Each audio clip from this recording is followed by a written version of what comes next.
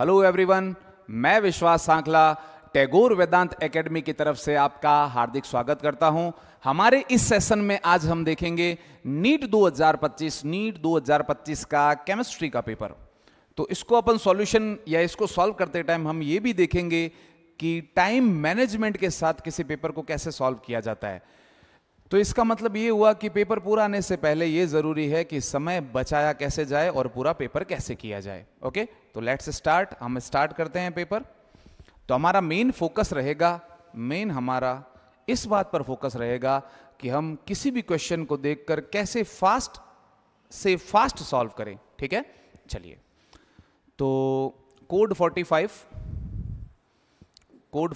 Paper code 45 का 46 number question chemistry का था। तो इसके अंदर अपन देखते हैं, पढ़ना स्टार्ट करते हैं। The ratio of wavelengths. जब भी कोई क्वेश्चन स्टार्ट कर रहे हो डायरेक्टली देखो लिखा हुआ है द रेशियो ऑफ वेवलेंथ्स, यानी हमें वेवलेंथ्स का रेशियो देखना है। तो लैम्बडा 1 अपॉन लैम्बडा 2 देखना है, रेशियो देखना है। Okay, ratio wavelengths of light absorbed bye hydrogen के लिए देखना है। हाइड्रोजन इसने दे दिया। ओके, इट अंडरगोज, अब सेल नंबर दे दिया, कोश संख्या दे दी 2 से 3, 2 से 3। ओके, और एक और दी है क्योंकि 2 के लिए देखना है, लैम्बडा 1 और लैम्बडा 2 देखना है। फॉर्मूला क्या है लैम्बडा का, तो फिर अपन रेशियो बना पाएंगे। फॉर्मूला क्या है, formula nu bar 1 upon lambda is equals to क्या होता है students, R H Z square 1 upon n1 square minus 1 upon n2 square. Okay, तो 1 अपॉन लैम्बडा का फॉर्मूला ये है स्टूडेंट्स। हमें क्या चाहिए, लैम्बडा चाहिए। तो इस लैम्बडा 1 के लिए जो चीज आएगी ये वो नीचे आएगी। तो are H Z square 1 upon n1 square minus 1 upon n2 square, इस तरह से अपन ने लिख लिया। और लैम्बडा 2 के लिए वो ऊपर जाएगी। तो are H Z square 1 upon n1 square minus 1 upon n2 square, इतना अपन ने लिख लिया। तो ये तो कट ही होना है, ये तो कट गया क्योंकि RH से RH कट ही जाएगा, कांस्टेंट है। और Z चूंकि हमें दे रखा है हाइड्रोजन एटम के लिए तो Z सेम होगा, तो Z कट ही जाएगा। तो अब अपने पास लास्ट बचा है लैम्बडा 1 अपॉन लैम्बडा 2। कैसे निकालना है, हमें ध्यान रखना है लैम्बडा 1 का वैल्यू यहां है, यहां। तो इसका n1 कौन सा है, इसका n1 है 2, n2 कौन सा है 3। तो अपन सॉल्व करते हैं इसको, 1 अपॉन 2 का स्क्वायर माइनस 1 अपॉन 3 का स्क्वायर, डन है। और लैम्बडा 2 के लिए 4 और 6 दे रखा है, तो 1 अपॉन 4 का स्क्वायर माइनस 1 अपॉन 6 का स्क्वायर। अगर हम इसे सॉल्व करेंगे स्टूडेंट्स, सॉल्व करेंगे तो अपने पास आंसर आ जाएगा 1/4। तो हमें इसे फास्टेस्ट मेथड से अगर सॉल्व करना हो तो क्वेश्चन में अपन इस तरह से फोकस करके रेशियो वेवलेंथ, ठीक है, रेशियो वेवलेंथ क्रिएट कर ली, फॉर्मूला लिख लिया, फॉर्मूला के अकॉर्डिंग अच्छे से सॉल्व करना है। ठीक है, ये लिख लिया, ये कटना है वो कट गया, जो बचा है उसका फास्ट कैलकुलेशन करके 1/4 अपन आंसर ला सकते हैं। ठीक है, तो नेक्स्ट क्वेश्चन की तरफ अपन चलते हैं स्टूडेंट्स। नेक्स्ट क्वेश्चन मैं फिर से कहूंगा कि हमें फोकस रखना इस बात पर भी है कि टाइम भी हमें बचाना होता है पेपर में। तो कैसे सॉल्व करना है, which of the following statements, मैं ऐसे कहूंगा स्टूडेंट्स आपको, क्वेश्चन विजिबल है आपको अच्छे से? ओके, तो क्वेश्चन विजिबल है उस सबको? ओके, तो विच ऑफ द फॉलोइंग स्टेटमेंट्स, यानी निम्न में से जो स्टेटमेंट्स दिए हुए हैं वो ट्रू कौन से हैं। ट्रू पूछा है ना, तो ट्रू पर मार्क कर लो, चाहे अंडरलाइन कर लो, मार्क कर लो कि ट्रू पूछा है तो ठीक है ट्रू। जो ट्रू होगा राइट लगा दूंगा, छांट लूंगा कौन से सही हैं। तो सही भी करना है और फास्ट भी करना है, तो ट्रू पर मार्क। फिर फर्स्ट पढ़ता हूं, ए क्या लिखा हुआ है, unlike gallium that has a very high melting point. साफ लिखा हुआ है कि gallium very high melting point. अरे वेरी हाई होता ही नहीं है मेल्टिंग पॉइंट इसका, ये वर्ड रॉन्ग है। तो यहीं से पता चल गया कि ये रॉन्ग है। और हमें क्या देखना है, ट्रू। तो ये हुआ रॉन्ग, ये हुआ रॉन्ग। अगला जाते हैं और कुछ नहीं पढ़ना।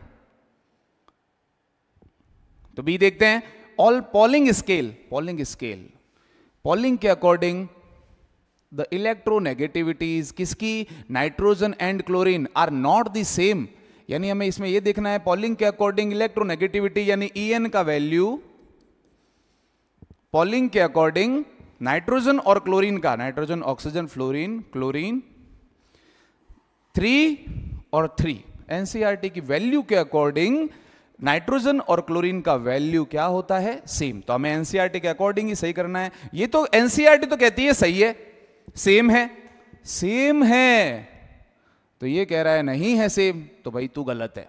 हमारी एनसीईआरटी कह रही है हम उसके अकॉर्डिंग करेंगे, तो ये भी रॉन्ग। फिर अपन को सी लिखा हुआ है आइसो इलेक्ट्रॉनिक, ये सारे आइसो इलेक्ट्रॉनिक है या नहीं, हम साफ पता कर सकते हैं कि आइसो इलेक्ट्रॉनिक बहुत इजी बात है, जिसमें इलेक्ट्रॉन्स क्या होते हैं, सेम। तो सारों में सेम है, तो पहला मिल गया जो ट्रू है। ओके, नेक्स्ट डी क्या कहता है, the correct order first ionization enthalpy. तो इन सब में फर्स्ट आयोनाइजेशन एंथैल्पी, इस डी को मैं लेके आ रहा हूं यहां पे। तो डी के लिए सॉल्व करते हैं, बात देखते हैं। IP1 की बात कर रहा है, और किस किस को यूज करना है, सोडियम, मैग्नीशियम, एल्यूमिनियम और सिलिकॉन। आप सब जानते हैं जब अपन आवर्त सारणी में पीरियोडिक टेबल में लेफ्ट टू राइट जाते हैं तो R डिक्रीज होता है, तो IP क्या होगा, इंक्रीज। तो इस हिसाब से ऑर्डर क्या बनना चाहिए, ये वाला। लेकिन यहां एक एक्सेप्शन आता है, आप जानते हैं क्यों, क्योंकि मैग्नीशियम का इलेक्ट्रॉनिक कॉन्फ़िगरेशन क्या है, NH2, तो ये एल्यूमिनियम से कहां बैठेगा, आगे, यानी ज्यादा होगा। तो अपने पास ऑर्डर क्या बन जाएगा, सोडियम, एल्यूमिनियम, फिर मैग्नीशियम और फिर क्या आएगा, सिलिकॉन। तो आप देखें ऑर्डर आ रहा है क्या, ये कह रहा है सिलिकॉन का ज्यादा है, सिलिकॉन के ठीक बाद एल्यूमिनियम बिठा रखा है इसने, तो स्टूडेंट साफ नजर आ रहा है कि ये रॉन्ग स्टेटमेंट है। फिर अपन ई डिस्कशन करते हैं। Atomic radius of caesium is greater than that of lithium and rubidium. ये क्या कह रहा है कि सीजियम ग्रेटर देन है किससे, लिथियम और रुबिडियम। हाँ भाई सही बात है, लिथियम से अपन सीजियम की तरफ जाएंगे, लिथियम के ग्रुप में जाएंगे, फर्स्ट ए ग्रुप में जब हम जाएंगे तो लिथियम से सीजियम की तरफ, सीजियम का ग्रेटेस्ट साइज होगा, आर क्या होगा, मैक्सिमम होगा। आर अगर मैक्सिमम है स्टूडेंट तो हम कह सकते हैं सही है ना।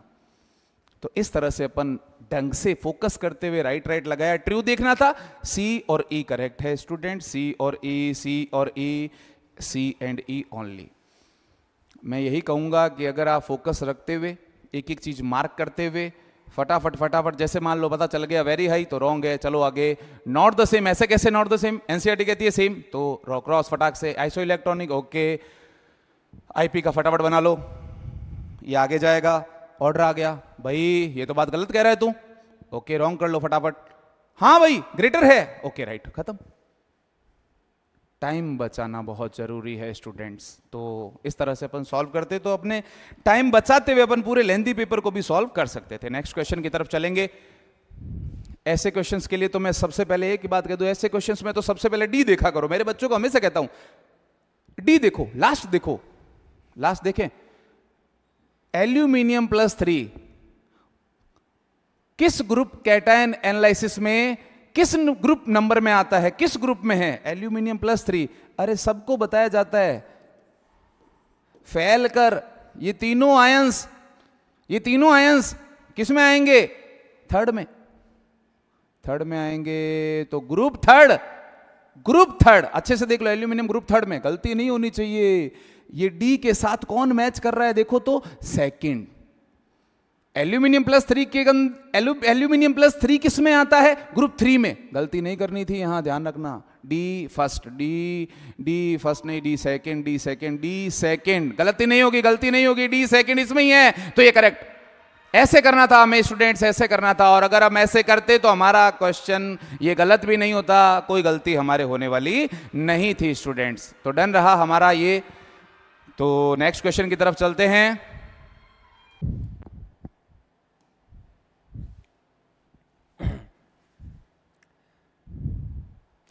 थैंक यू विश्वास सर। हेलो एवरीवन, मेरा नाम जितेंद्र व्यास है और आज अपन जैसे कि सर ने बता ही दिया है कि अपन क्वेश्चंस कर रहे हैं। तो ऑर्गेनिक केमिस्ट्री में 49th नंबर क्वेश्चन देख रहे हैं, which is predict the major product P in the following sequence of reaction. अब अपने को इसमें एक चीज़ ध्यान रखनी है, जब भी अपन ऑर्गेनिक केमिस्ट्री का कोई क्वेश्चन करें तो उसके अंदर रिएक्टेंट किस रिएजेंट के साथ में रिएक्ट कर रहा है ये हमें बहुत अच्छे से पता होना चाहिए, और कैलकुलेशन कैसे चलेगी वो अपने को पता होना चाहिए। देखो, तो सबसे पहले अपने पास में जो रिएक्टेंट है वो HBr है, फिर सेकंड KCN है, फिर अपने पास में अल्कोहल और मरकरी दे रखी है। तो देखो, इस सीक्वेंस में जो अपने पास में पहला रिएक्टेंट है और पहला जो रिएजेंट है उसको समझने के लिए हमें एक छोटा सा रूल पता होना चाहिए, जो कि है एंटी मार्कोनिकॉव रूल। अब ये रूल अपने को क्या कहता है कि अगर आपके पास में कोई मॉलिक्यूल है, जैसे कि AB मान लेते हैं, इसका एक सेगमेंट प्लस होगा और दूसरा सेगमेंट माइनस होगा, तो माइनस वाले को अपन कहते हैं न्यूक्लियोफाइल और प्लस वाले को पॉजिटिव सेगमेंट। अगर वो इसकी तरह हाइड्रोजन है तो अपन उसको क्या बोल देंगे, प्रोटॉन बोल देंगे। तो देखना, ये रूल कहता है कि जो न्यूक्लियोफाइल होता है, ये न्यूक्लियोफाइल एल्कीन के उस कार्बन पर जो लेस सब्स्टिट्यूटेड है वहां जाकर के अटैक करेगा। ध्यान से सुनना, जो HBr में से न्यूक्लियोफाइल है वो एल्कीन के उस कार्बन पर अटैक करेगा जो लेस सब्स्टिट्यूटेड है, यानी एक ऐसा कार्बन जहां पर जो दूसरी चीजें जुड़ी हुई होती है वो कम है। तो देखो, इसके अंदर वो यही है। चलो रिएक्शन स्टार्ट करते हैं। यहां पर अब लेस सब्स्टिट्यूटेड ब्रोमीन है, अब ब्रोमीन कहां अटैक करेगा, HBr में से Br अटैक करेगा यहां पर, यहां अटैक करेगा तो ये बॉन्ड टूटेगा, एक वैलेंसी यहां खाली होगी, एक वैलेंसी यहां खाली होगी, तो वैलेंसी के कारण देखो प्रोडक्ट क्या बन जाएगा, एक CH3 यहां पर आ गया, H जो था वो इस कार्बन पर जुड़कर इसकी वैलेंसी कंप्लीट करेगा, और यहां क्या जुड़ गया, ब्रोमीन जुड़ गया। तो इस तरीके से अपना पहला रिएजेंट रिएक्ट करेगा। फिर बात आती है दूसरे की, दूसरा है KCN। अब जब ये रिएक्टेंट KCN के साथ में रिएक्ट करेगा तो रिएक्शन हो जाएगी SN2 रिएक्शन। अब सर SN2 में क्या होगा, जो CN है वो इस ब्रोमीन की जगह ले लेगा और ब्रोमीन यहाँ से KBr के साथ में निकल जाएगा। तो रिएक्टेंट क्या बन गया, देखो यहाँ तो आ गया CH3 और इस जगह पर आ गया साइनाइड। अब उसके बाद में जो थर्ड रिएजेंट है ये अपने को क्या बता रहा है कि भाई अब इस चीज का क्या होगा, रिडक्शन होगा। तो रिडक्शन का मतलब एडिशन ऑफ H2। अब देखो कैसे बनेगा, क्या रिएजेंट है, NaHg और साथ में ये, तो देखो ये तुम्हारा, इसमें यहां CH3 और यहाँ पर C के साथ में भी CH2 और N के साथ में भी NH2, तो ये चीज़ कनेक्ट हो जाएगी। तो ऑप्शन कौन सा सही हो गया, देखो ये गलत, ये गलत, ये गलत, ऑप्शन ए एकदम करेक्ट है। इसके अंदर गलती क्या है बताओ, इसने साइनाइड पर ही रिएक्शन रोक दी और इसमें साइनाइड के साथ में CH3 जोड़ गया, तो ऑप्शन ए अपना आंसर आ जाएगा। अब अपन चलते हैं क्वेश्चन नंबर सेकेंड में।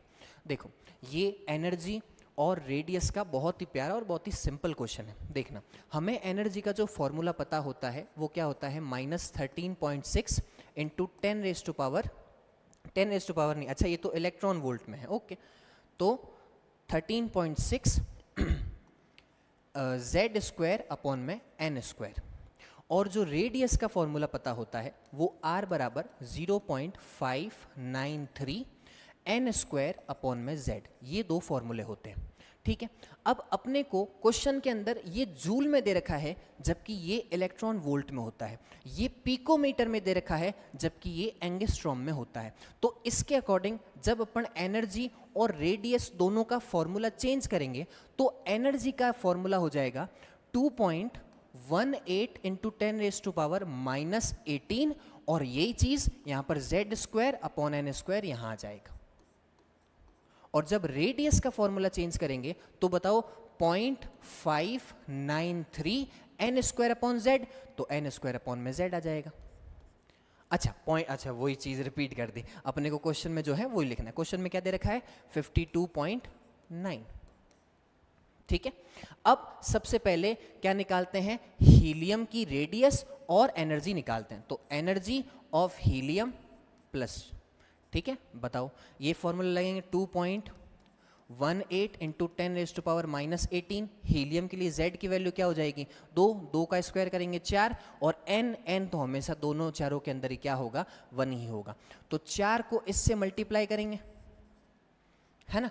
तो 4 2 तो एग्जैक्ट कैलकुलेशन की रिक्वायरमेंट नहीं है, टाइम को बचाना है, तो यहाँ क्या हो जाएगा, लगभग 8 के अप्रॉक्स में आंसर हो जाएगा और 10⁻⁻18 जूल के अंदर ये एनर्जी आ जाएगी। ठीक है, अब अपन सेकंड निकालते हैं किसकी, एनर्जी ऑफ लिथियम, जिसके ऊपर +2 आएगा। अब यही फॉर्मूला है 2.18 इंटू 10⁻⁻18 और इधर क्या जाएगा n² अपॉन में z² अपॉन में n²। अब z क्या है लिथियम के लिए, सर ये तो 3 होगा, 3 का स्क्वायर होगा और ये 1 का स्क्वायर होगा, तो 3 का स्क्वायर 9 हो गया और 9 को इससे गुणा करेंगे तो 9 दूनी 18 और 18 के लगभग आएगा। तो देखो 18 के लगभग कितना दे रखा है 19, तो ये अपना 19 माइनस 19.62 इंटू 10⁻⁻18 जूल हो गया। ठीक है, 2 चीजें हो गई। अब अपन रेडियस की तरफ बढ़ते हैं, तो रेडियस ऑफ हीलियम, ठीक है, अब रेडियस ऑफ हीलियम में क्या फॉर्मूला है 52.9 n²। अब वो तो n² सब में एक ही है, तो यहां पर भी क्या आ जाएगा 1 का स्क्वायर और नीचे क्या आ जाएगा z। अब हीलियम के लिए z की वैल्यू 2, तो 52 यानी लगभग 50, 50/2 तो 25 के आसपास। तो देखो हीलियम की एनर्जी 25 के आसपास कहाँ, ये रही, सॉरी रेडियस, तो 25 के आसपास 26.4 पिकोमीटर, तो सीधा लिख देंगे 26.4 पिकोमीटर। तो देखो अभी तक हीलियम की एनर्जी कितनी आई है 8 के आसपास, हीलियम की एनर्जी 8 के आसपास, हीलियम की रेडियस 26.4 के आसपास, लिथियम की एनर्जी कितनी आई है -19। अब सिर्फ एक चीज बची है, वो है लिथियम की रेडियस, तो RLi + 2, तो 52.9 वही 1 का स्क्वायर और नीचे क्या आ जाएगा, लिथियम है तो Z, हाइड्रोजन हीलियम लिथियम कितना आएगा 3, तो 3 नीचे आ जाएगा। अब लगभग 3 से करेंगे तो एकदम सही बात बोल रखी है क्या 17.6, तो इससे ऑप्शन क्या हो जाएगा करेक्ट, ये ए ऑप्शन करेक्ट हो जाएगा, है ना। तो हमने 2 क्वेश्चन अभी रिसेंट में करे, कौन कौन से, एक तो ये जिसमें 3 रिएजेंट थे, जिसमें पहली reaction Markovnikov anti Markovnikov, second SN2 और उसके बाद में थर्ड क्या थी रिडक्शन की थी। फिर हमने ये वाला क्वेश्चन देखा जो एक बहुत ही एटॉमिक स्ट्रक्चर में से है और बहुत ही सिंपल क्वेश्चन है, बस हमें सिर्फ एनर्जी के फॉर्मूले का कन्वर्जन पता होना चाहिए। ठीक है, ओवर टू यू विश्वास सर।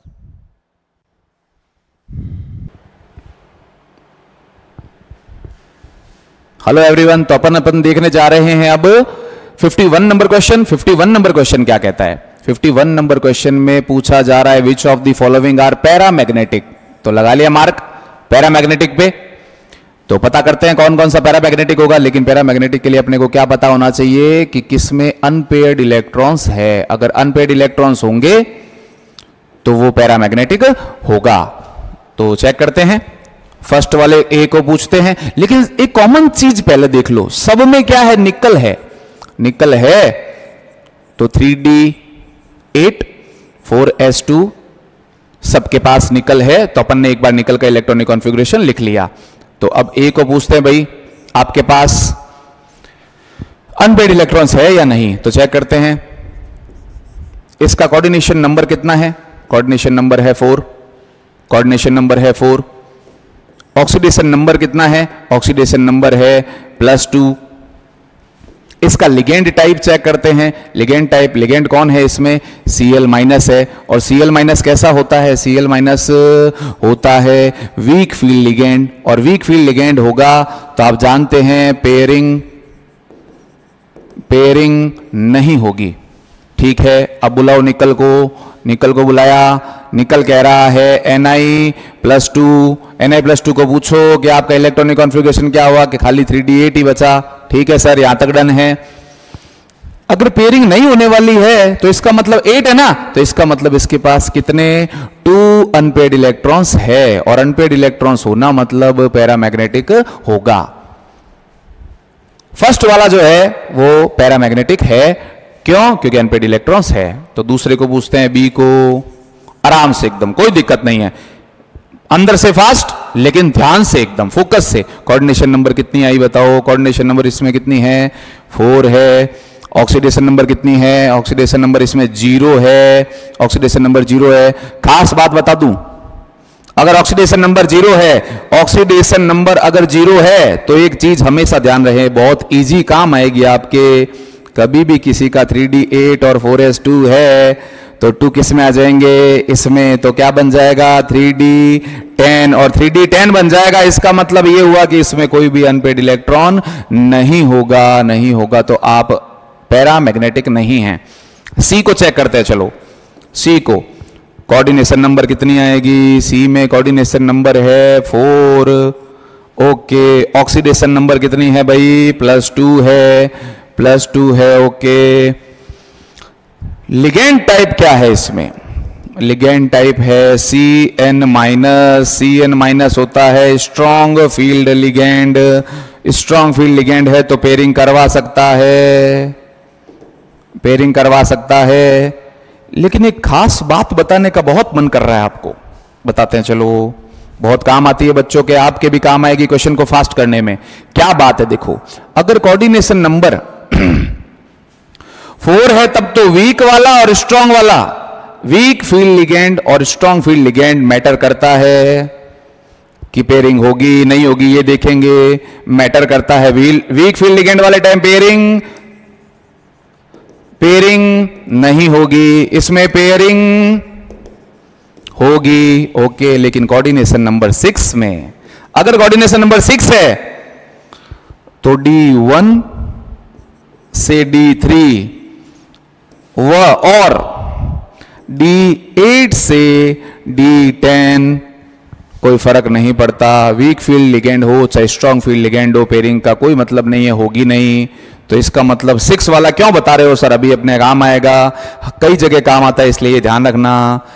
ये क्यों बता दिया, उसका ये भी रीजन था कि अपने पास D8 आने वाला है, D8 काम आएगा अपने, ओके। आ जाओ वापस, सी को अपन ने चेक किया, coordination number 4, oxidation number +2, coordination number +4, ligand type आया CN-, स्ट्रॉन्ग फील्ड लिगेंड, तो मैटर करेगा, पेयरिंग होगी तो निकल को बुलाओ, निकल को बुलाया, निकल है +2, तो 3D8 हुआ, 3D8 पेयरिंग होगी तो ये 8 क्या बन जाएंगे, 4, मतलब अनपेयर्ड इलेक्ट्रॉन इसमें भी नहीं है। चेक कर लेते हैं, पेयरिंग हो जाएगी तो अनपेयर्ड इलेक्ट्रॉन्स नहीं होंगे, और अगर अनपेयर्ड इलेक्ट्रॉन्स इसमें नहीं हुए तो अपन इसको क्या कह देंगे, आप में अनपेयर्ड नहीं है तो पैरामैग्नेटिक नहीं हो। हमें यह भी ध्यान रखना पड़ेगा कि हमें आंसर सही भी लाना है और सारी बातें ध्यान भी रखनी है। डी को पूछते हैं, भाई आप बताओ डी में क्या खास बात नजर आ रही है, देखो कोऑर्डिनेशन नंबर 6 है, कोऑर्डिनेशन नंबर 6 है सर, और हमारे पास जो निकल भाई साहब हैं, निकल भाई साहब है तो ऑक्सीडेशन नंबर पूछो इनसे कितना है, +2 है, इसका मतलब वही 3D8 कंडीशन आने वाली है, चाहे वीक हो चाहे स्ट्रांग हो, कोई फर्क पड़ेगा क्या, ये देखो अभी बताया था, सॉरी अभी चलते हैं, अभी अपन ने आगे देखा है इसको, कोऑर्डिनेशन नंबर 6 है तो D8 से D10, ये D1 से D3 हो या D8 से D10 हो कोई फर्क नहीं पड़ेगा, D8 वाला मिल गया सर हमें, तो ऐसे हम क्या जानकारियां इकट्ठी कर करके फास्ट कर सकते हैं।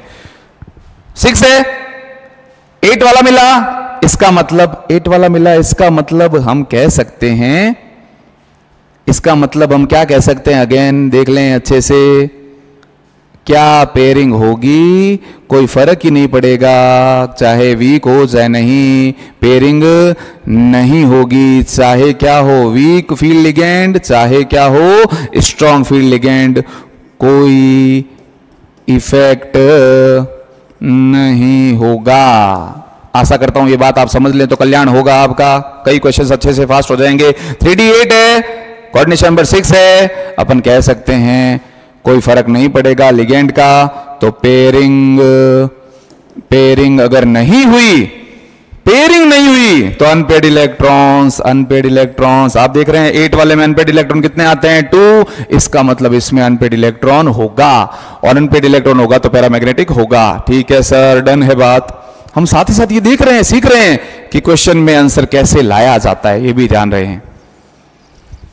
लास्ट ई चेक करने जा रहा हूं, अरे ई तो चेक करने की जरूरत ही नहीं रही, बताओ क्यों, ये ई बी जैसा है, देखो अच्छे से देखो, बी जैसा कैसे है सर, बी जैसा ना समझ में आए तो बी जैसा, तो बी जैसा कैसे है एक बार चेक करें, देखो अच्छे से, न्यूट्रल है तो Na इसमें किसमें है, जीरो में, ऑक्सीडेशन नंबर 0 आ गया। और अगर ऑक्सीडेशन नंबर जीरो तो ये 2 इसमें आके 10 हो जाएगा। इसका मतलब इसमें कोई भी अनपेड इलेक्ट्रॉन नहीं होगा, और अनपेड इलेक्ट्रॉन नहीं होगा तो ये पैरामैग्नेटिक भी नहीं होगा। तो 2 ही मिले हैं अपने को, 2 मिले हैं ए और D, A and D only.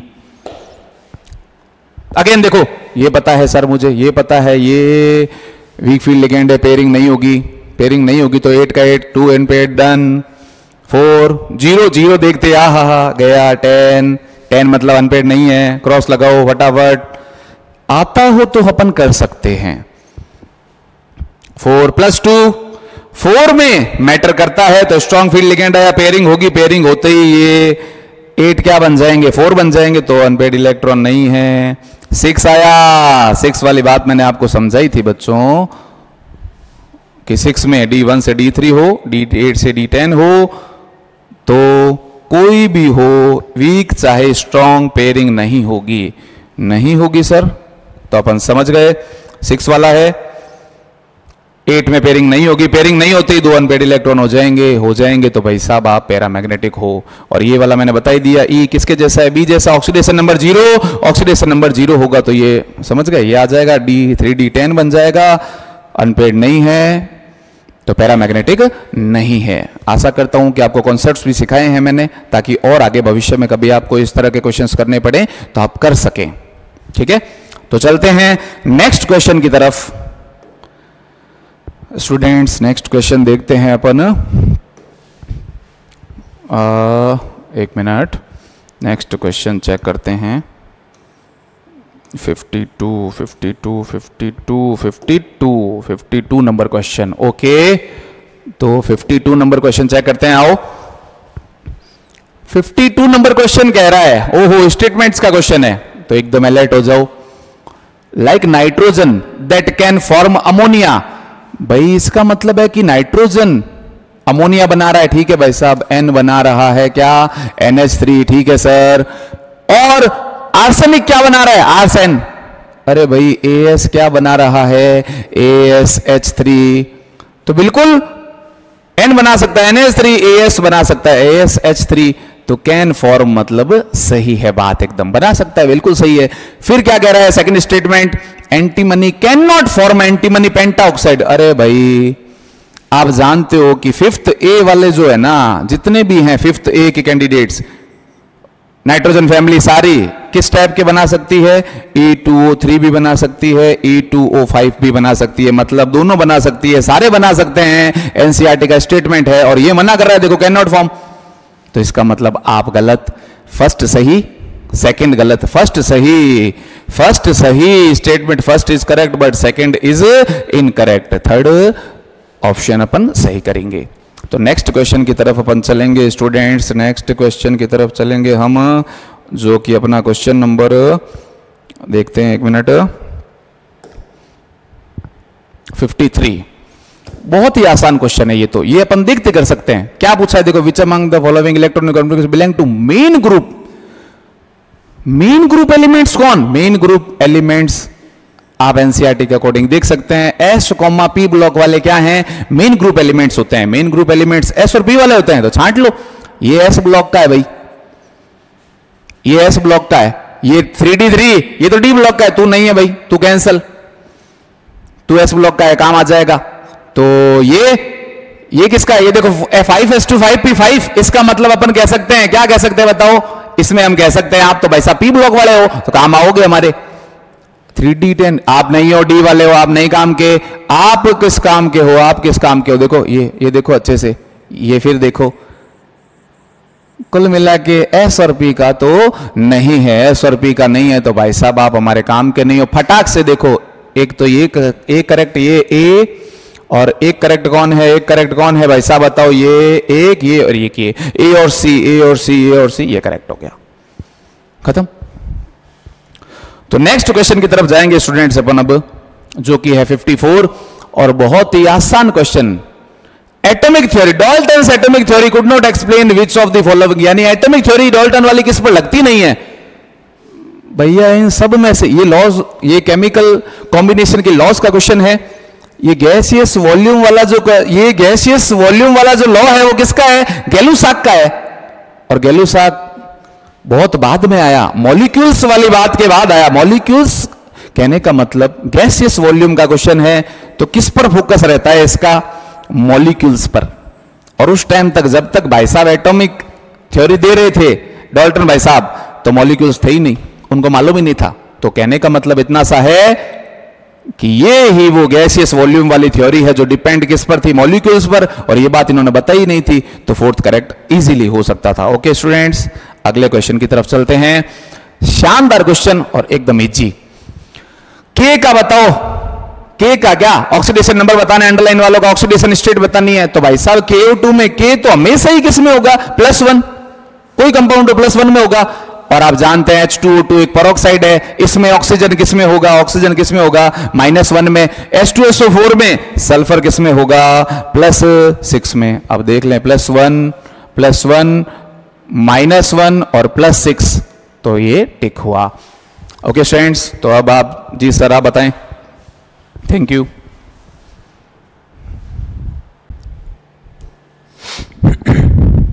देखो बेटा, अब अपन 56 नंबर क्वेश्चन देखेंगे।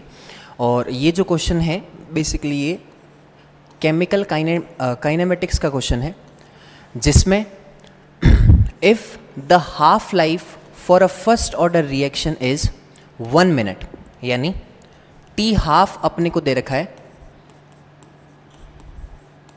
1 minute, then the time required for 99.9% completion of the reaction is closest to।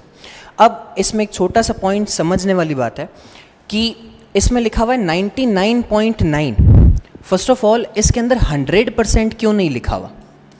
अब इसके दो छोटे छोटे पॉइंट हैं, एक रिलेट करता है 0 ऑर्डर से और एक रिलेट करता है फर्स्ट ऑर्डर से। और मैंने बेटा आपको ये क्लास में भी बताया है कि जब अपन 0 ऑर्डर के बारे में बात करेंगे तो इनकी सारी रिएक्शन 100% कंप्लीट हो सकती है, लेकिन फर्स्ट ऑर्डर की सारी रिएक्शन 100% कभी भी कंप्लीट नहीं हो सकती। तो इसीलिए क्वेश्चन में दे रखा है 99.9% कंप्लीट होने में इसको कितना टाइम लगेगा। अब इसके दो पैटर्न हैं, एक तो जो बहुत ही छोटा है और जिसके अंदर छोटी सी ट्रिक भी इन्वॉल्व है, दूसरा जो है वो लॉन्ग मेथड है। सबसे पहले अपन इसके ऊपर जाएंगे, वो ये है कि T 99.9% जो होता है वो 10 T हाफ के बराबर होता है, और अपने को T हाफ की वैल्यू दे रखी है 1 मिनट। तो T 99.9% इज इक्वल्स टू 10, इसकी वैल्यू आ जाएगी 1, तो 10 मिनट सीधा इसका आंसर आ जाएगा, यानी ऑप्शन सी। अब बात आती है कि वो लॉन्ग मेथड कौन सा है। तो देखो पूरा मेथड डिस्कस नहीं करेंगे, थोड़ा सा डिस्कस करेंगे। देखना कि KT is equals to 2.303 log base 10 A0 upon में 80। ये बहुत कॉमन इक्वेशन है जो अपन देखते हैं। अब इसके अंदर भी एक चीज हो सकती है, दैट इज यहां आ जाएगा 100 और यहां आ जाएगा 100 माइनस x, और ये जो इक्वेशन बनती है ये पूरी की पूरी इक्वेशन अपने बनेगी किसके अंदर, परसेंटेज की फॉर्म में। तो सर ये x क्या है, x वो अमाउंट है रिएक्टेंट का जो 99% खत्म हो चुका है, यानी 99 क्या हो जाएगा, x हो जाएगा। तो अब यहां लिखेंगे 100 अपॉन 100 माइनस 99.9। तो अब इसमें मतलब बहुत कॉम्प्लेक्स प्रोसेस है, इससे अच्छा ये है कि अपना सीधा आंसर आ जाए क्या, T 99.9% is equals to 10 T half, एकदम सिंपल। सो ऑप्शन कौन सा हो जाएगा, सी हो जाएगा। फिर अगर अपन अगला क्वेश्चन देखें तो ये है कि the correct order of the wavelength of light absorb by the following complex. अब इस क्वेश्चन को करने के लिए एनसीईआरटी में एक टेबल दे रखी है जो आपको ये बताती है कि कौन सा लिगेंड स्ट्रॉन्ग है और कौन सा लिगेंड वीक है। तो अगर अपने को ये पूरी सीक्वेंस अच्छे से याद होती तो ही अपने से ये क्वेश्चन होता और बहुत ही मिनिमम टाइम में होता। तो वो सीक्वेंस क्या था सर? देखो, सबसे पहले और सबसे ज्यादा स्ट्रेंथ रखने वाला लिगेंड कौन सा होता है? साइनाइड, एक। फिर दूसरे नंबर पर आता है NH3, फिर तीसरे नंबर पर आता है H2O। ये 3 हो गई, ठीक है। अब इसको कैसे सॉल्व करेंगे देखना। हमें ये पता है कि strength of ligand is inversely proportional to 1/λ, यानी जितना ज्यादा लिगेंड स्ट्रांग होगा उतना कम या उतनी कम इसकी क्या हो जाएगी? वेवलेंथ हो जाएगी। तो वेवलेंथ कम होगी तो ये ज्यादा होगा। अब अपने को क्या करना है? वेवलेंथ को ज्यादा करना है, तो स्ट्रेंथ को क्या करना होगा? कम। अब देखो क्वेश्चन में क्या दे रखा है? The correct order of the wavelength of the light absorbed by the following complex, यानी अपने को सबसे पहले ये बताना है कि सबसे ज्यादा या फिर सबसे कम किसकी है। देखो, क्योंकि ध्यान से देखो ऑप्शन में क्या है, मुंह इस तरफ खुला हुआ है इसका। अब सबसे ज्यादा किसकी हो सकती है सर?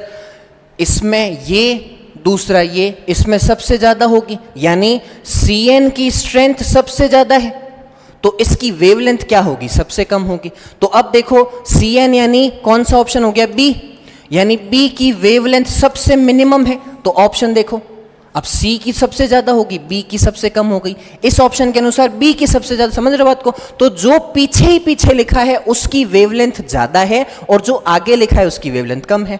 तो इसका मतलब अपन कह सकते हैं कि ऑप्शन ए में बी लिखा है और ऑप्शन बी में भी आगे बी लिखा हुआ है। तो ये तो अपनी पूरी कैलकुलेशन से ही बाहर हो गए, समझ गए?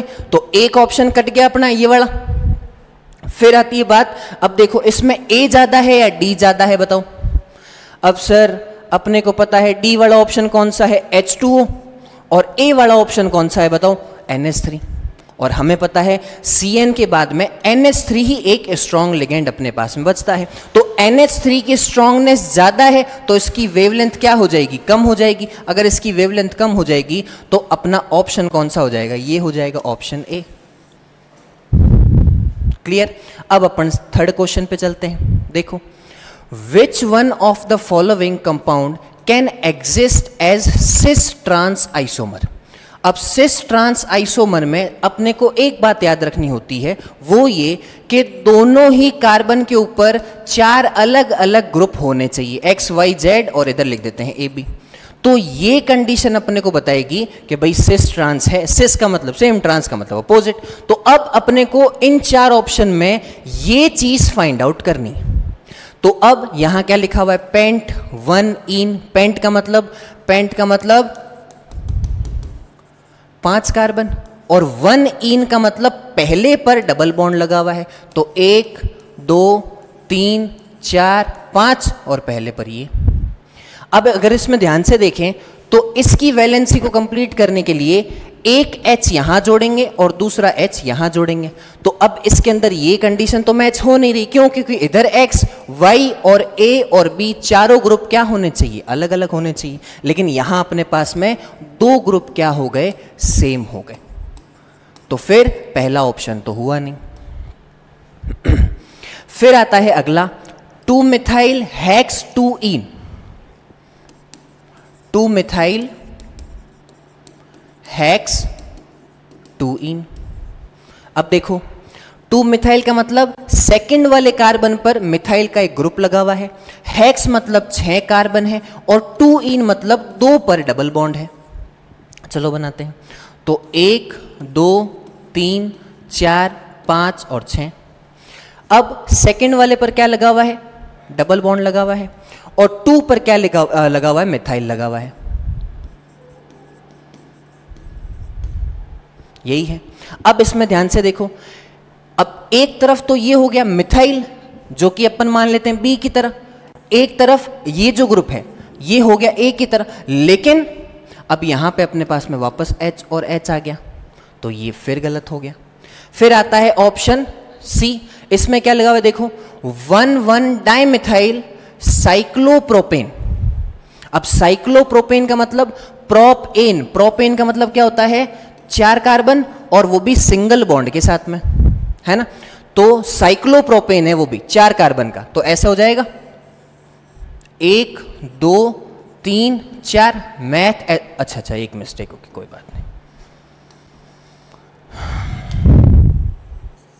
देखो प्रोपेन मतलब 3 कार्बन की एक साइक्लिक रिंग बनेगी। 1,2 डाइमेथाइल साइक्लोप्रोपेन, प्रोपेन मैथ एथ प्रोप, ये एक रिंग बन गई जिसमें डाइमेथाइल लगा हुआ है एक ही पर। तो मान लेते हैं 1 ये है, 2 ये है और 3 ये है, तो एक CH3 यहां लगा हुआ है और एक CH3 यहां लगा हुआ है।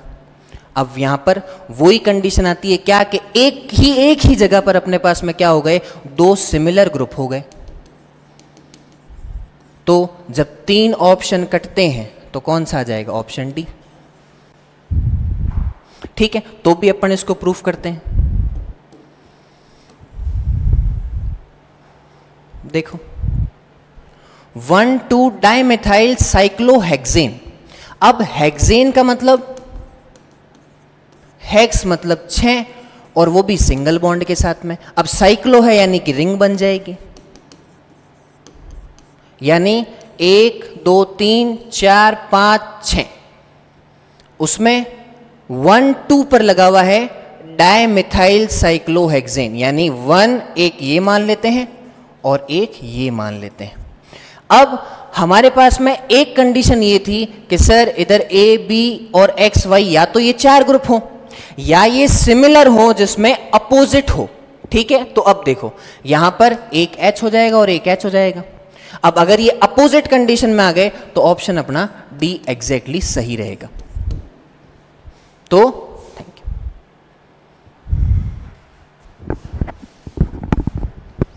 तो स्टूडेंट्स अब हम देखने जा रहे हैं क्वेश्चन नंबर 59। क्वेश्चन नंबर 59 दिखने में इतना खतरनाक है लेकिन है बड़ा मासूम क्वेश्चन। कैसे बताओ? फॉस्फोरिक एसिड दे रखा है, सॉरी फॉस्फोरिक एसिड दे रखा है, ये खुद खतरनाक ना हो जाए। तो फॉस्फोरिक एसिड के अंदर ये फॉस्फोरिक एसिड दे रखा है, मालूम है सबको फॉस्फोरिक एसिड क्या है, H3PO4। ओके सर, इसके कई सारे कांस्टेंट दे रखे हैं, Ka1 Ka2 और Ka3। तो मैं कहना चाह रहा हूं H3PO4 के लिए क्या क्या दे रखा है, Ka1 Ka2 और क्या दे रखा है, Ka3। तो क्या करें, इसका K क्या है, ओवरऑल आयनाइजेशन कांस्टेंट है। ठीक है भाई साहब, खास बात याद रखो और ध्यान रखो, हमेशा शेयर करता हूं क्लास में कि K जो ओवरऑल होता है वो इनके मल्टीप्लाई के इक्वल होता है। सबसे सिंपल बात, क्या पता काम आए, देखते हैं आगे। ओहो काम आ गई। देखो ए क्या कह रहा है, पहले देखो मैंने हमेशा क्या कहा है, ट्रू पता करना है। इनमें से ट्रू कौन कौन से हैं, फर्स्ट वाला सीधा ही ट्रू हो रहा है। देखो एक बार सबको लॉग दे दो, लॉग देते ही मल्टीप्लाई किसमें हो जाएगा, प्लस में। लॉग K1 K2 K3 वो आ रहा है, देखो पहला सही है, पहला सही है, फर्स्ट करेक्ट है। ओके, H3PO4 स्ट्रॉन्गर एसिड है, किससे, इन दोनों से, अपने आयनों से। भाई सीधी बात है, जैसे जैसे माइनस आएगा वैसे वैसे H प्लस कम निकलेंगे, कम निकलेंगे मतलब ज्यादा किसके निकले, इन दोनों से H प्लस ज्यादा किसमें से निकलेंगे, इसमें से, क्योंकि माइनस अभी तक आया नहीं है। तो मतलब पक्की बात है ज्यादा एसिड अच्छा एसिड है, स्ट्रॉन्गर एसिड है, ये भी सही है। ओहो अगला और मासूम, Ka1 ज्यादा है Ka2 से, बिल्कुल, जिसका आयोनाइजेशन ज्यादा होगा, H3PO4 का फर्स्ट स्टेप में ज्यादा होगा आयोनाइजेशन, तो Ka1 ज्यादा है। Ka3 से ज्यादा Ka2 बिल्कुल है, ये रिलेशन है, तो ये भी सही है। और तू भाई साहब कौन है, आज तक मैंने कभी नहीं देखा, तो मैंने नहीं देखा मतलब आप समझ जाओ कि ये है ही नहीं, कोई रिलेशन ही नहीं है। रिलेशन नहीं है तो कौन कौन सा सही हुआ, आराम से।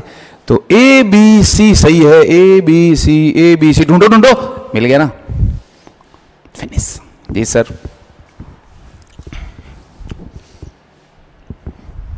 अब बेटा देखते हैं क्वेश्चन नंबर 60। इसमें देखो, which one of the following reaction does not give the benzene as the product.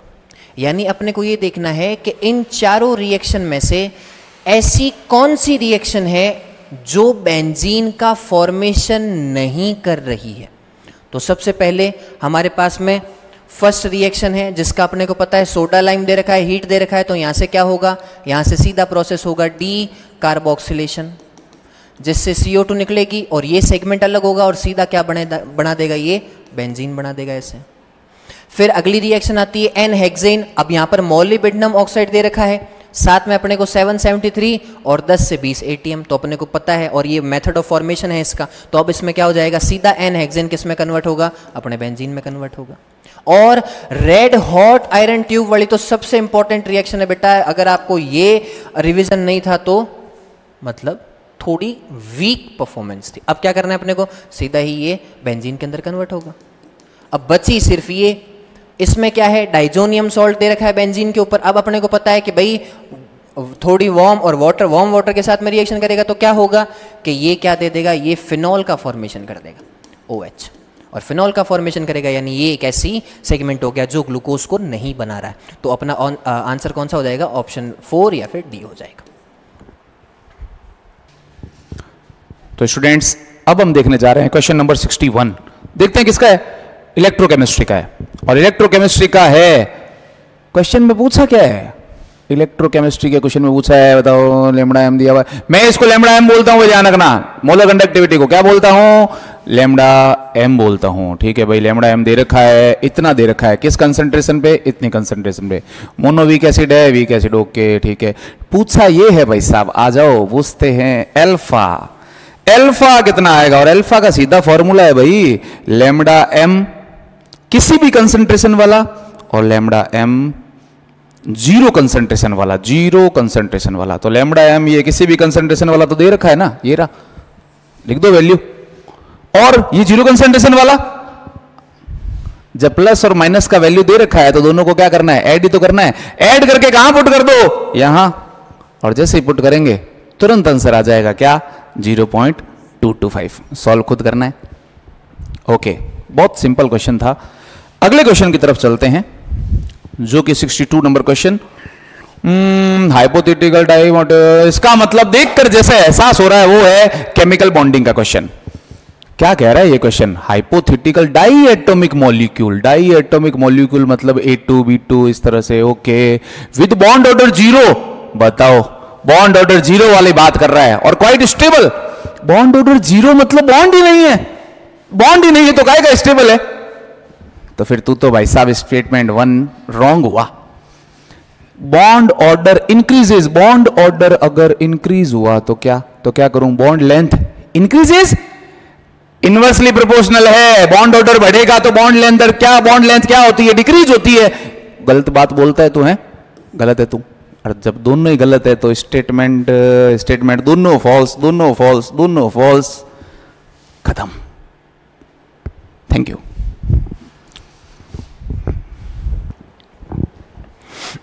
देखो बेटा, आप देखेंगे 63 नंबर क्वेश्चन, जिसके अंदर out of the following complex compounds which of the compound will be having the minimum conductance in solution.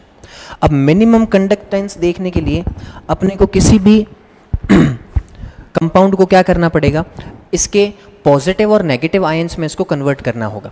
जैसे अपन option D लेते हैं। अब अगर मैं इसको इसके इलेक्ट्रोलाइटिक सॉल्यूशन में डालूंगा तो ये कन्वर्ट हो जाएगा CO NH3 5Cl +1 में, और ये जो Cl है ये अलग टूट जाएगा Cl- में। यानी अपन कह सकते हैं इसके हिसाब से अपन कह सकते हैं इसके अंदर 2 आयन है, और इसी कॉन्सेप्ट के हिसाब से अपन ऑप्शन सी के अंदर कह सकते हैं इसके अंदर 4 आयन है।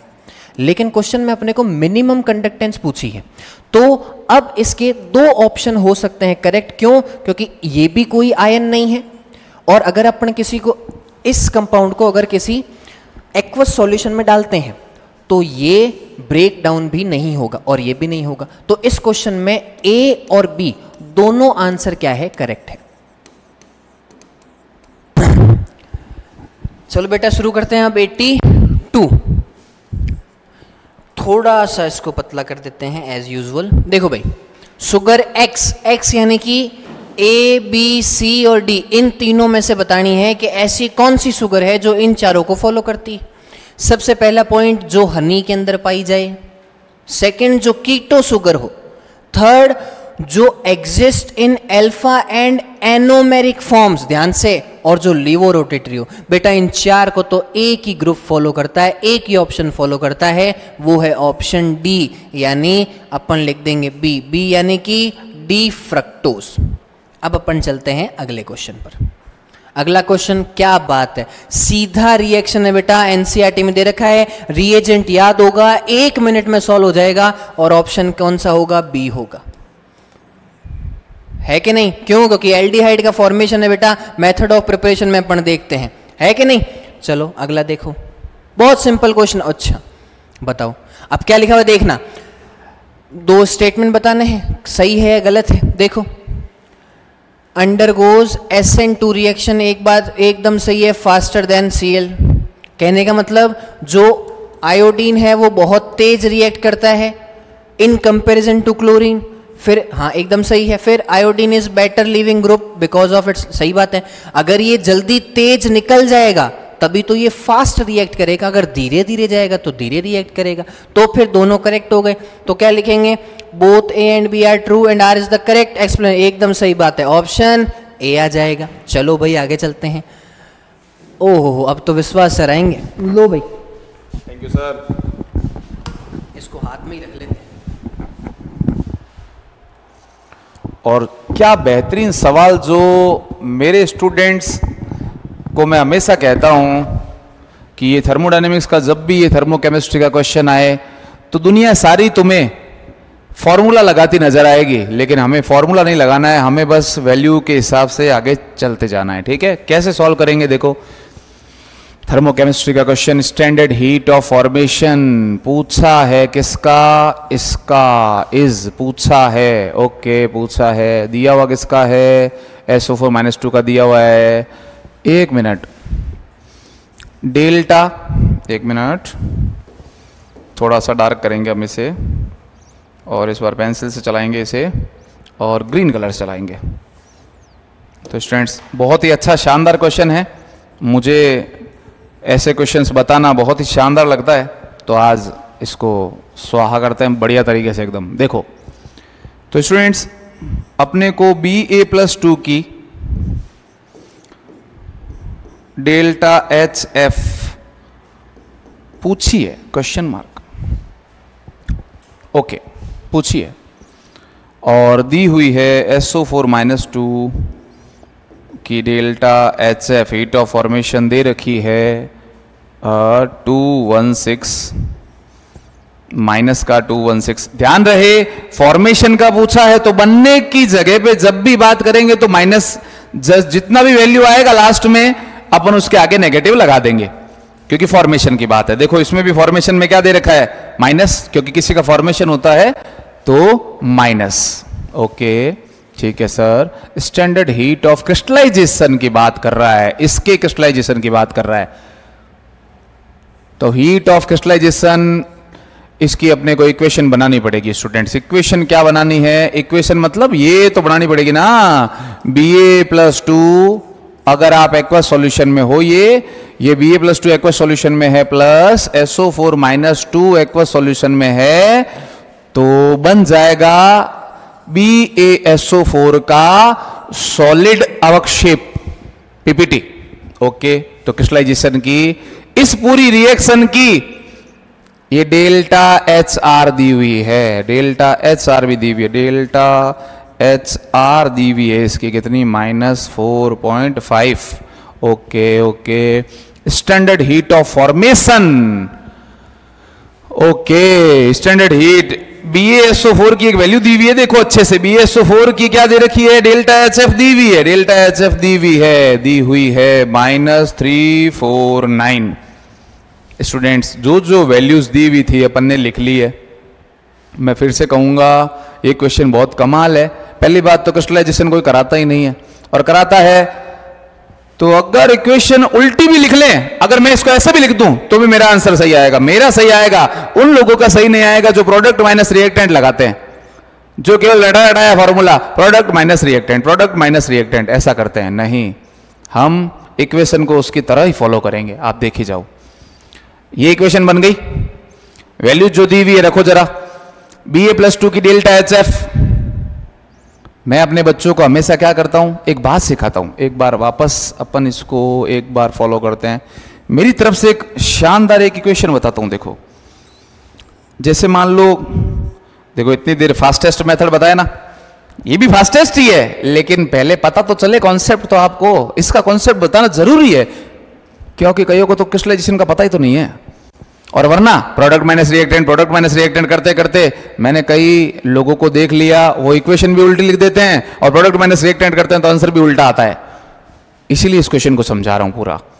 जैसे मान लो ऐसा लिखा हुआ है CH4 + 2O2 gives CO2 + H2O। ऐसे ही कोई मैंने इक्वेशन ले ली।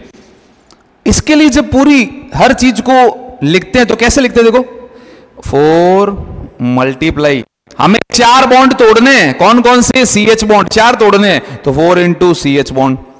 इसकी एनर्जी लिख दो। किसमें लिखोगे? तोड़ना है ना, प्लस। लेकिन ध्यान रखना, तोड़ने के लिए तो प्लस, लेकिन इसके लिए फॉर्मेशन की बात करूंगा तो वही वैल्यू नेगेटिव में आएगी, और तोड़ने के लिए प्लस लिखना पड़ेगा। इसके लिए भी सेम वही बात। इसके लिए जो C double bond O bonds हैं, अगर इसको भी तोड़ना होता ना, रिएक्टेंट्स में होता ना अगर ये भी, तो इसकी भी वैल्यूज 2 × CO बॉन्ड्स की जो वैल्यूज हैं वो मैं अगर रिएक्टेंट्स में होता तो मैं इसके लिए क्या लिखता? प्लस। लेकिन ये रिएक्टेंट्स में नहीं, प्रोडक्ट में फॉर्मेशन हो रहा है, बन रहा है, तो नेगेटिव लगाऊंगा। बॉन्ड बनता है तो माइनस लगाना पड़ेगा उसकी एनर्जी के लिए, तो लगा दिया। यहां OH बॉन्ड बन रहे हैं, कितने बन रहे हैं? 2 बन रहे हैं, तो नेगेटिव लगा के लिखूंगा 2 × OH। अगर यही रिएक्टेंट में काम आ रहा होता तो प्लस का साइन लगाता। सेम बच्चों, इसमें हमें ऐसा करना है कि जब अपन काम में ले रहे हैं ना, इन दोनों को खत्म कर रहे हैं ना, तो इसकी जो वैल्यू होगी वो प्लस में लिखेंगे, लेकिन जब इसका फॉर्मेशन की बात आएगी वही वैल्यू नेगेटिव लिख के कर देंगे, ऐसे। तो मैं आशा करता हूं कि आप मेरी बात को समझ पा रहे हैं, और अब अपन आराम से इसको फॉलो करते हैं। पहले सीख लो बच्चों, Ba+2 की वैल्यू जितनी भी है वो हमारे काम आएगी प्लस के रूप में। तो मैंने उसे मान लिया x, क्योंकि दिया हुआ नहीं है x, ये प्लस का साइन प्लस। इसकी वैल्यू भी खत्म हो रही है, लेकिन इसकी तो नेगेटिव में दी हुई है। सर नेगेटिव लिख दो, प्रोडक्ट माइनस रिएक्टेंट मत करो यार, ये प्रोडक्ट माइनस रिएक्टेंट बहुत आराम से करो ना। तो आराम से इस क्वेश्चन को करने के लिए ध्यान रखो, फॉर्मेशन वाली नेगेटिव में दे रखी है, लेकिन हम इसे क्या कर रहे हैं? खत्म। इसको खत्म कर रहे हैं, तो वैल्यू इसकी किस में काम में लेंगे? प्लस में। क्यों भाई सर? प्लस में लेंगे। और यहां ये बन रहा है तो इसकी वैल्यू दी हुई है माइनस में, तो माइनस वाले काम में आएगी। इसके साथ ही पूरे में -349। सर ये क्या कर रहे हो? कौन सा फॉर्मूला लगा रहे हो? कोई फॉर्मूला नहीं लगाता हूं मैं। थर्मोकेमिस्ट्री को सॉल्व करने के लिए जो जैसा दे रखा है मैं वैसे वैसे लिख देता हूं। इसका कंज्यूम होगा तो प्लस, बनेगा तो माइनस, लिख दिया। लेकिन ये पूरी एनर्जी किसी के इक्वल दी हुई है, पूरी रिएक्शन की। किसके इक्वल दी हुई है? ये देखो, ये रही -4.5, इस पूरी रिएक्शन की दे रखी है, तो -4.5। सर सॉल्व करें क्या? सॉल्व करो भाई साहब, इसको सॉल्व करो। कितना आ रहा है? माइनस का 133 -4.5, और ये भाई साहब x बैठा ही अभी। ओ हो, क्या बात है सर, आने वाला लग रहा है आंसर। x = ये भाई साहब उधर, अब ऐसे बताऊं क्या? इधर जाता है तो प्लस का हो जाएगा, बिल्कुल हो जाएगा। और 133 -4.5 करोगे तो प्लस का 128.5 आ गया बच्चों। हिंग लगे ना फिटकरी, रंग चोखा ही चोखा। 128. सर माइनस का है, आपके गलत है। अरे यार कितनी बार बताऊं, ये यूज किया था इसलिए प्लस का है। बनने की पूछी है ना, पहले कह दिया था जो भी मान आएगा उसको माइनस में लिखूंगा। खटैक। Thank you. अगला क्वेश्चन देखते हैं किसका है। ओहो, मुझे अति हर्ष हो रहा है, हमारे जीत हर्ष आने वाले हैं। Sir sorry. देखो अब अपन अपने इसमें आ जाते हैं, थोड़ा पतला कर लेते हैं। देखो भाई, दी total number of possible isomers both structural and stereo, वापस वैसा ही क्वेश्चन आ गया जैसे पहले था, ऑफ साइक्लिक ईथर, है ना। यहां पर एलिफेटिक नहीं पूछा है, क्या पूछा है यहां पर? साइक्लिक पूछा है। ऑफ मॉलिक्यूलर फॉर्मूला ये, जब भी अपने को कोई मॉलिक्यूलर फॉर्मूला दिया हो C4H8 और O, तब साइक्लिक के लिए स्टीरियो और स्ट्रक्चर निकालने के लिए अपन क्या करेंगे, अपन सीधा इसमें सबसे पहला जो कैलकुलेशन होगा वो होगा DU का, यानी डिग्री ऑफ अनसैचुरेशन, और सीधा फॉर्मूला लगा कर करेंगे, इजी आ जाएगा। क्या फॉर्मूला होता है, C+1 -H + X - N upon 2, ये फॉर्मूला हो गया।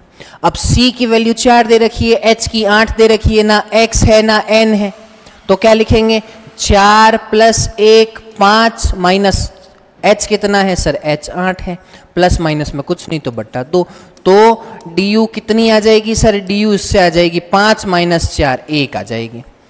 अब साइक्लिक ईथर के लिए अगर इसकी वैल्यू 1 है तो अब इसका मतलब रिंग सिंगल रिंग बनेगी। तो देखो सबसे पहले 4 कार्बन है तो 4 कार्बन की रिंग बनाते हैं, ऐसे 4 कार्बन हो गए और यहां ऑक्सीजन आ गया पहला।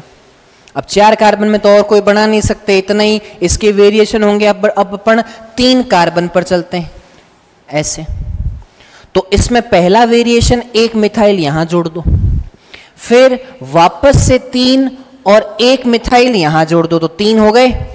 अब क्या इसके अलावा कोई पॉसिबल हो सकता है, हाँ सर यहां लगा दो, तो ये वाला और आगे वाला एकदम सेम हो जाएगा।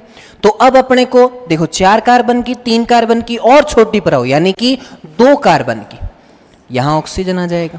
तो सर अभी तो 1 और 2 कार्बन हुए, 2 बाकी है, तो क्या करोगे, एक बार इधर एक बार इधर, यानी आपने 2 कार्बन तो रिंग में ले लिए और एक इथाइल ग्रुप ले लिया।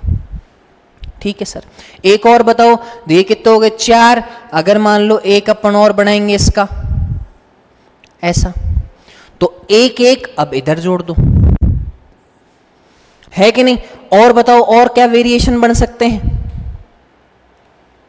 अब एक वेरिएशन ऐसा हो सकता है कि अपन डायरेक्ट क्या करें, 1 पर ही 2 मिथाइल जोड़ दें, ये भी तो पॉसिबल है ना बेटा।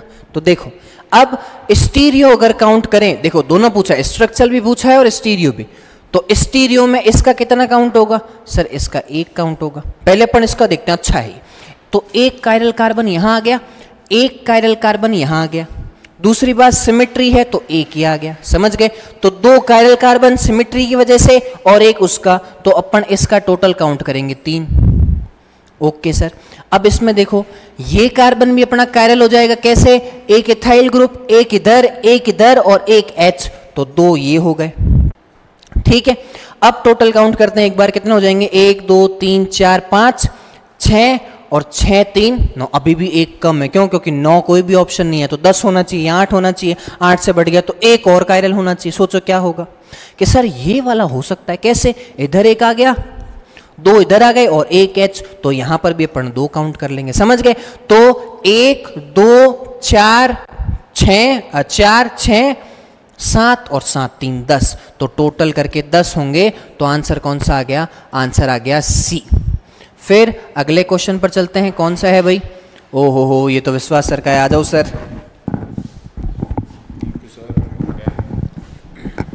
एक बार सर सबको टाइम बताओ क्या चल रहा है। टाइम चल रहा है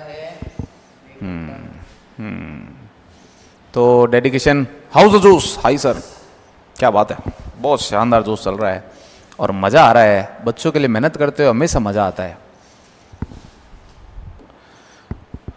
तो स्टूडेंट्स 87 नंबर क्वेश्चन देखने जा रहे हैं और पूछा है करेक्ट ऑर्डर्स बताओ। हा ऑर्डर्स बनाना है, करेक्ट ऑर्डर्स। काफ़ी बड़ा क्वेश्चन है लेकिन हम इसे फास्टेस्ट कैसे कर सकते हैं वही बात करेंगे।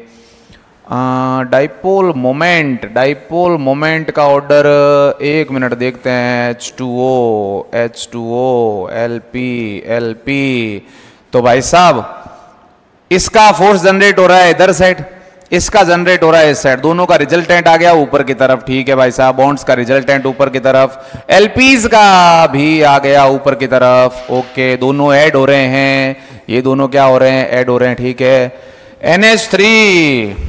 NH3 आ जाओ भाई साहब। NH3 एक ही एलपी का फोर्स, बाकी 3 बॉन्ड्स का फोर्स। हा ये बात बताने में इतना अच्छा लग रहा है मुझे कि जो 2 खुले सांड है ज्यादा लड़ते हैं, तो जो बंधे हुए हैं वो इतना नहीं लग रहा। देखो डाइपोल मोमेंट जितना इन खुल्लों का लग रहा है, एलपीज का लग रहा है, तो 2 एलपी और 2 बॉन्ड्स का ये क्या आएगा ज्यादा, किससे, इन सब से, इन सब से ज्यादा आएगा। तो सही है, ये तो सही है। CH Cl3 आण दो आण दो आण दो आण दो, CH Cl Cl और Cl। तुम कौन हो, तुम्हें यहां से हटाते हैं, 2 मिनट को, तुम यहां किसी काम के नहीं हो, आओ। तो H का फोर्स क्या लग रहा है एक बार चेक करते हैं। H का फोर्स, H तो इधर आ रहा है और Cl भाई साहब खुद खींच रहे हैं, Cl भाई साहब खुद खींच रहे हैं, Cl भाई साहब खुद खींच रहे हैं, इन तीनों का ये आ रहा है। और कितनी गजब बात, इसमें एक भी खुला सांड नहीं है, सारे बंधे हुए हैं। तो भाई साहब मस्त बात तो ये है, सबसे ज्यादा खुले सांड 2 एलपी इसमें हैं, तो फोर्स इसमें ज़्यादा है, फोर्स इसमें ज़्यादा है, डाइपोल मोमेंट ज़्यादा है, 1 रैंकिंग पे है, 1 रैंकिंग पे है, NH3 दूसरे पे, एलपी है ही नहीं तो डाइपोल मोमेंट कम है। ठीक है भाई साहब, सही है, फर्स्ट करेक्ट है। इसमें एलपी लॉन पेयर्स किसके पास ज़्यादा कम, अच्छा इसके पास टोटल 8 है ना, तो 4 तो इसमें आ गए, 2 एलपी है, इसमें XCO3 1 है, इसमें 3 2 1 3, ये तो ऐसा ज्यादा है। तो ऑर्डर उल्टा कर दिया इन्होंने, गड़बड़ कर दिया, ऑर्डर गड़बड़ कर दिया तो गलत हो गया। 2 लॉन पेयर, 1 लॉन पेयर और 3 लॉन पेयर थे। ओके ओके ओके, इसमें देखते हैं, इसमें भाई साहब देखो, जो सबसे बड़ा है उसे ही सबसे छोटा कर दिया, कितने बदमाश है। सर ये सबसे बड़ा क्यों है, अरे हाइड्रोजन है ना, तो सबसे बड़ा हाइड्रोजन बहुत छोटा होता है बच्चों, आप जानते हैं। तो ये सबसे बड़ा था, इसे सबसे छोटा कर दिया, गलत बात है। हा, एक सही और मिलने जा रहा है, देखो N2 ट्रिपल बॉन्ड है, ज्यादा एनर्जी खर्चा होगा, डबल बॉन्ड है, अरे ट्रिपल बॉन्ड में ज्यादा खर्चा आएगा, डबल बॉन्ड में कम आएगा, सिंगल बॉन्ड में और कम आएगा। ये बॉन्ड एंथैल्पी का ऑर्डर बिल्कुल सही है, तो A और D करेक्ट। फास्ट करना था। चलो नेक्स्ट क्वेश्चन देखते हैं। हा, केमिकल इक्विलिब्रियम का क्वेश्चन दिख रहा है भाई साहब, रिएक्शन दे रखी है, आण दो। हायर यील्ड चाहिए आपको, ज्यादा प्रोडक्शन करना है इसमें, ज्यादा प्रोडक्शन करने के लिए, फॉरवर्ड डायरेक्शन में ले जाने के लिए, रिएक्शन को फॉरवर्ड डायरेक्शन में ले जाने के लिए डेल्टा H पॉजिटिव है, डेल्टा H पॉजिटिव होता है तो टेम्परेचर करो हाई, ये सही है, लो वाला गलत है। Higher concentration of N2 reactant ज्यादा, बिल्कुल सही है। हायर कंसेंट्रेशन ऑफ, ये बिल्कुल सही है। तो आ जाओ ACD करेक्ट है। तो मुझे लग रहा है कि इसमें जीत सर की हेल्प लेनी चाहिए। बिल्कुल सर। अब बस लास्ट के 2 क्वेश्चन 89 और फिर 90, फिर अपना सेशन ओवर होने वाला है। टाइम तो ये देखो बेटा 12:40 हो रहे हैं, कोई बात नहीं है ना, सबसे इंपॉर्टेंट जो चीज़ है वही चल रही है। चलो शुरू करें sir. If the rate constant of the reaction, ये अब सबसे पहली चीज़ मेरे को पता लग गई, क्या रेट कांस्टेंट की वैल्यू दे रखी है और यूनिट ये है, यानी अगर अपने को K दे रखा हो 0.03 सेकंड इनवर्स आते ही पता लग गया कौन सी है सर, ये फर्स्ट ऑर्डर रिएक्शन है। चलो भाई very good. How much time does it take for 7.2 concentration of the reactant to get reduced to 0.9? क्या बात है, यानी अपने को इनिशियल कंसंट्रेशन दे दी कितनी, 7.2 मोल लीटर इनवर्स कंसंट्रेशन, फिर 80 यानी कुछ टाइम के बाद में कितनी हो गई, 0.9 हो गई, 0.9 मोल लीटर इनवर्स, और log 2 की वैल्यू अपने को बोली है। तो बोला है कि भाई टाइम बता दो, यानी ये कंसंट्रेशन यहां से यहां जाएगी, इसमें टोटल टाइम कितना लगेगा। तो अपने को पता है KT बराबर क्या होता है भाई, 2.303 log 10, ऊपर आ जाएगा A0, नीचे आ जाएगा 80, है ना। क्या निकालना है टाइम, तो K को नीचे भेज देंगे, तो 2.303 अपॉन में K नीचे आ गया, K का मान कितना है 0.03। अब log 10 ऊपर A0 यानी 7.2, नीचे 80 यानी कि 0.9। अब अपने को पता है 9 के पाड़े में 72 कितनी बार में आता है, 8 बार में आता है कि नहीं। तो अब T बराबर 2.303 अपॉन में 0.03 log 10, तो log 10 कितना दे रखा है, 8 दे रखा है।